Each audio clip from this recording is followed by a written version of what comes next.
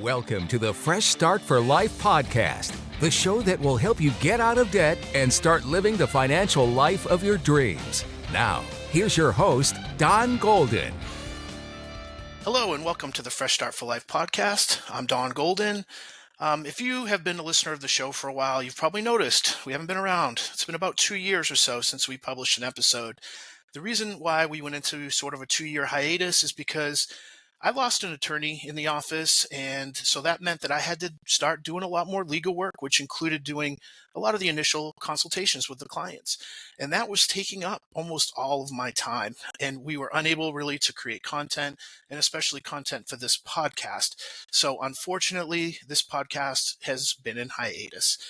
Last week I decided that it's time to go ahead and reboot this thing, and I'm very excited to be able to do so.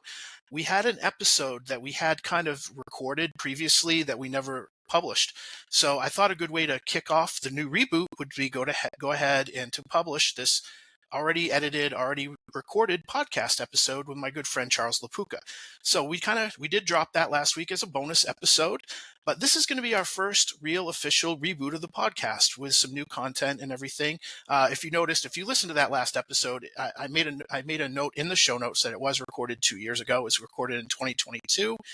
So some of the information was a little bit outdated, but most of it is relevant still. But I'm very excited today to start off with basically a season. It's sort of a new season for both my firm, the Golden Law Group, as well as this podcast, the Fresh Start for Life podcast.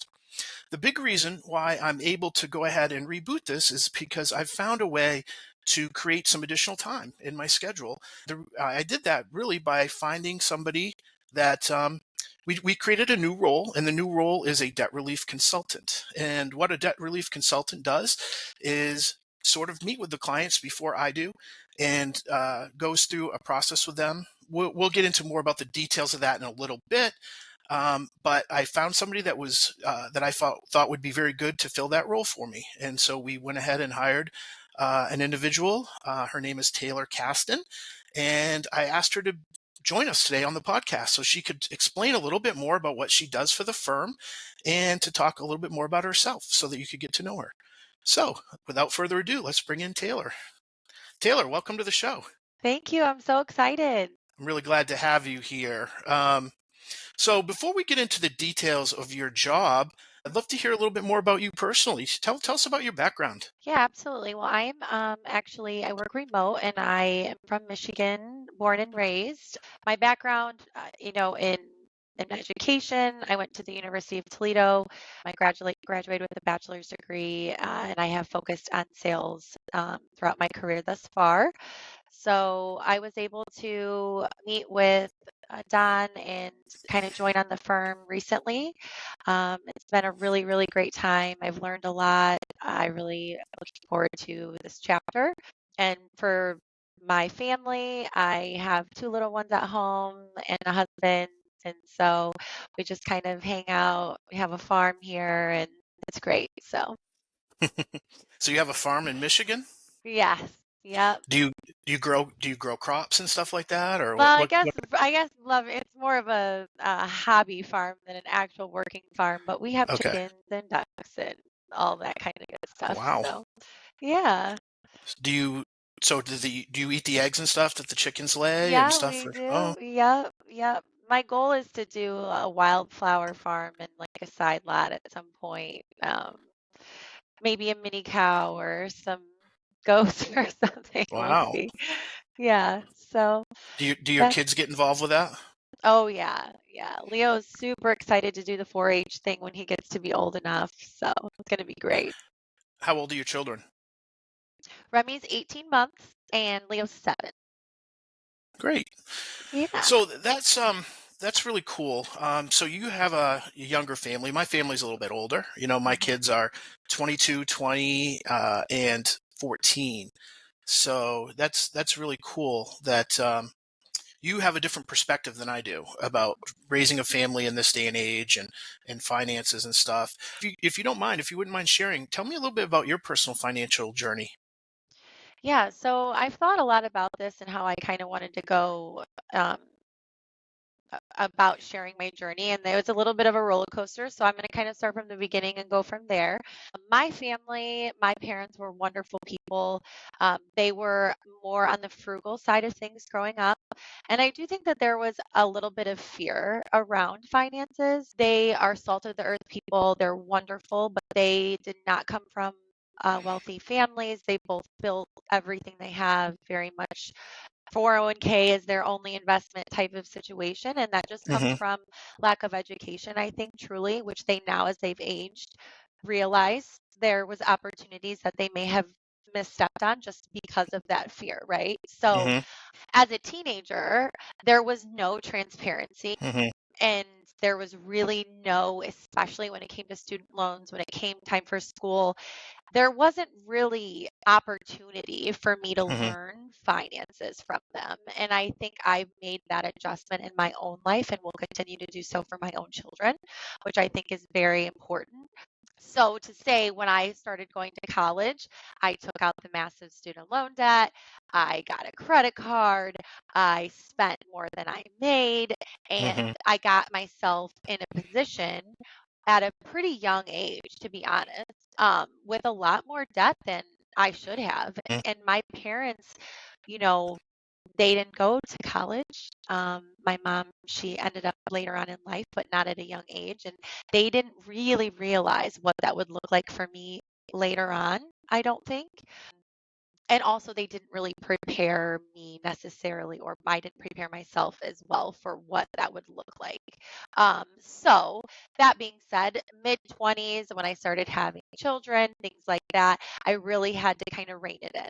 And I had to Hmm. start doing the budgets, and I had to start making financial goals for myself, which is part of my huge part of my education and why I, feel like everybody should have that as a baseline.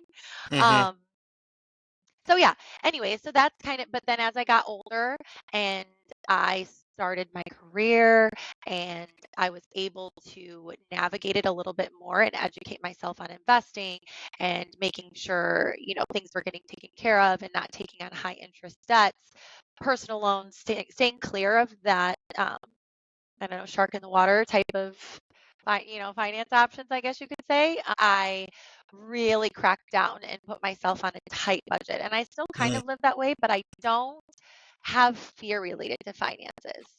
And Nice. I've actually been able to help my parents a lot because I dove into learning as much as I could and helping them step away from that fear. And so I think, yeah, I'm in a really good place now, but we all have our ups and downs and we all have a Hmm. lot to learn. And it's never, I could learn so much more every day. Right. So, yeah, It's one of the things that I think is really lacking in our society is financial education. We yes, don't learn that in school. There's a lot of classes we have to take in school, but none of them really have to do with any sort of personal finance course. And in my experience as well, it's not something that parents really talk to their children about. At least, I'm a Gen X person, so in my day, my parents really never talked to me about money. My mom was a single mom, so I just knew we really didn't have a lot, yeah, and yeah, so there wasn't a lot to talk about really, so it's something that we have to eventually, the way things are set up right now, it's something that we kind of do have to learn on our own. yeah. So what did you do to start learning some personal finance information on your own? A lot of reading, Hmm. and like Googling, and I found out, that I could get out of the high interest credit card debts into lower interest or Hmm. no interest, did some balance transfers, things like that. Then was able, once I started making commissions, I started heavy paying down anything which I'm so grateful for, right? Because not Hmm. everybody gets that opportunity. And I was given it. So I'm very Hmm. blessed. But it taught me a lot and to never, ever overextend myself like that again. I will Right. never do that. And my kids, and even with, as young as Leo is, he knows things. We talk about money openly. That was one thing that I wanted in my marriage. It was very important to me that there was not a fear Hmm. around that for my kids. And they also understood that money didn't grow on trees and that you work Right. really hard, but also to find the balance and to be able to talk about it and not to be like, no, we don't have that, or no, we can't get that, but also, well, we can save for it. Or if Right. I it's love something we that. really want, we work harder for it. You can Hmm. have the things you want. There's no I'm not a restricted person, but Yeah. I work very hard to have them, and I want that for my Right. kids. So, Perfect. yeah, Yeah, I mean, our society too. I mean, I'm talking a lot about society, but it's true. Our society is a have it now. You deserve it. Get it yes, now, you know? yeah, And the only way for most people to do that is to use debt, to yep, get these types of things. hmm, So if we go into it with a mindset of, yes, I deserve this, but I don't necessarily deserve it right this minute. Let me get it exactly, when I can truly afford it, which means really right, pay for it in cash for the most part. yeah, I'm talking about little normal everyday things, normal like a TV. everyday, You yeah, want a new yeah, TV? Okay. We don't need to go to Best Buy and get it on a Best Buy credit card. Let's right, figure out a way to pay cash. yes, Now, there's a way which eventually we're going to teach people how to buy a car without going into debt. mhm, But, that's not the scope of today's right, episode. But the thing is that for bigger purchases, I'm not telling you you shouldn't get a mortgage or you shouldn't necessarily get a car loan, but you know, let's not get into debt for every little thing. Let's right, not charge every little thing that we buy. Let's figure out a way to save for it and pay cash. And I think that's a great thing that you are doing now and teaching your yeah. children. That's fantastic. Thank you. Yeah, it's So, been very important for me to do that. So, yeah. you said you read a lot. Who do you have a particular author? A writer, personal finance writer or author, anything that you like? I I always this always sticks out to me, but Rich Dad Poor Dad was Okay. a book that I read, which was my very first introduction to real estate one, and Hmm. also like I dipped a toe into the finance world, and that Right. really I don't know, it just changed my mentality, kind of. It changed how I viewed finances. Like I said, I'm not fear driven anymore. And that gives you that switch to take control of your finances. And the more control over you have and understanding, you can leverage it and grow and make better decisions for yourself and for your family. So I think that's a recommendation that I have for everybody. It's not a book that I would stand by every page of or anything, but I Right. think that overall, just having some type of finance book in general or podcast. I This is great. Listen to the podcast. right. Yeah. So Rich Dad Poor Dad, good book. Read it. It's good educational material. I don't agree with all the concepts, as you said. Right? You don't agree with every page because Rich Dad Poor Dad really believes in leveraging debt. Yes. To invest in properties and things like that. That's one of the big principles, and I think that's dangerous It overall, can be an overall definitely. strategy. Yeah. So anyway, it's a good thing. And I hear what you're telling me though. It was a way for you to get your foot in the door of personal finance and to stop being scared of about learning about Yeah. money and investing and stuff like that. So for that, Yeah. I think that's awesome. I'm going to throw out my favorite investment book, Okay. and let me find that actual title. Okay. All right. My favorite book is called Simple Path to Wealth, and that's by J.L. Collins. This is a little bit more of a simplified version of investing than Rich Dad Poor Dad, and this is the way I personally run my finances for my family is following the principles I learned in the Simple Path to Wealth book. So I'll just throw that out there. We'll throw some links in the show notes below with some links to these books if you're interested in checking them out for yourself. All right, fantastic. So, Taylor, let's jump into your role with the Golden Law Group. Your title is Debt Relief Consultant. What is Mhm. that? What does that mean? Yeah, so as you mentioned earlier, you were running all the consults yourself, which was very time consuming. And so basically, my job is to meet with potential clients, um, to hear their story, to kind of make sure that we're a great fit for one another, um, and to find some solutions. And Hmm. most importantly, to get a fresh start for them if we're able to move forward in the process. Yeah, so that's what I do on a day-to-day basis. I get to meet with people, chat with them, listen to their stories and kind of figure out, okay, what kind of next step are we ready for and what can we, offer moving forward? Love that. Yeah. So, from there, what's your favorite part about what you're doing now? I love my job so much. There's so many good things about it. Are you just saying that because I'm your boss? I know. Yeah, no, I really do though. So when I interviewed for this position, I was speaking to my husband like the night before and I said, I want to find a job, a career that fills my cup. I love sales because I love talking to people. I love getting Hmm. to know everybody. I could talk to anybody about anything. This has given me the ability to do so. Even in just the short time that I've been here, I feel like I've made a lot of connections. And I think that being able to listen and to be a shoulder to cry on or to meet them where they're at and just for them to hear somebody care, it's helpful for them, but it also just makes me feel so great that we are able to offer services that can help someone and they're not alone and there's so many opportunities for them to move forward and they don't have to feel back into a corner. And I Hmm. just love that. I love most of the consults, they end on such a better note than they Hmm. start. And I can Right. hear it in their voice. I can hear it in how they are responding to me.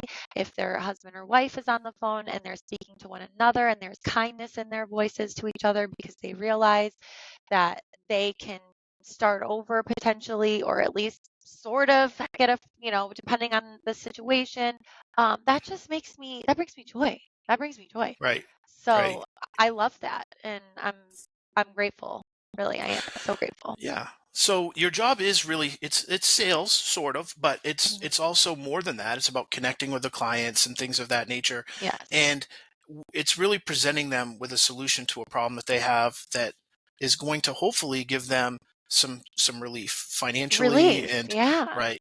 And that's if I'm hearing you correctly, that's what's kind of used the term filling your cup. You're filling their cup. It's filling your cup by presenting them with an option that's going to help them, right? You're helping Exactly. Yeah, people. you're really helping them. We're really doing something that is going to Yeah, change their life. And absolutely. that I recall that fear in my head when I was in my early 20s, late, teens, early 20s, that fear that you're alone and that you have no way out and the heaviness and the anxiety and the stress. And Hmm. to be able to assist in that thought process even a small bit, I'm here for you. I'm here for you. I want to Nice. talk about it and let's work through it. Perfect. I love that. Yeah. All right. Well, let's look at the other side of the coin. Not everything's perfect, right? And so, Yeah. what do you not like about the job? What's Kind your of the least same favorite thing part? that I love about it, I don't like about Mm, it because I'm an empath and we are not able to always fit every box. And so there's a layer of that. And then also just hearing some stories that are heavy. yeah. There's some financial situations that happen. Death is one of them that I've heard. Hmm. Hmm. And that is hard for me to process while guiding because I Hmm. would love to sit and stop and talk for Yeah. as long as Give they them a would hug like. virtually over the phone. Yeah, I wish I Yeah. could give you a hug and I want, and they need that sometimes. And so Yeah. that's a little difficult for me, but that's just because it's who I am. Right. Um, Right.